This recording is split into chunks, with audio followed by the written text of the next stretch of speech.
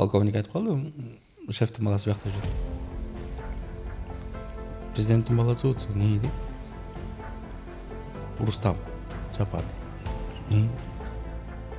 Серьезно? Казармадан экинчи этажга чыгып туруп эшикти ачсам, тумбочкада турат. Мындай бир 2 секунд өзүңө келе албай да. Сен кандайча байке жакшыбы? Жакшы, өзүң тынчсыңбы? Деп мынтип эшикке чыгып алгандан тартчысын тарттык, кеттик. Кийин командирлер менен жолугуп отурганда агантип десем, по собственному желанию. Атасы дагы, өзү дагы макулап. Анан эл менен элгидей туруп атат. Как положено, подъемда туруп атат, эл менен чуркап атат, эл менен отжимание кылып атат. Шыпырчы жерде шыпырып атат. Стандартный солдат. Эч кандай эксклюзивный отношения жок. Эми баары понятно билет, что нет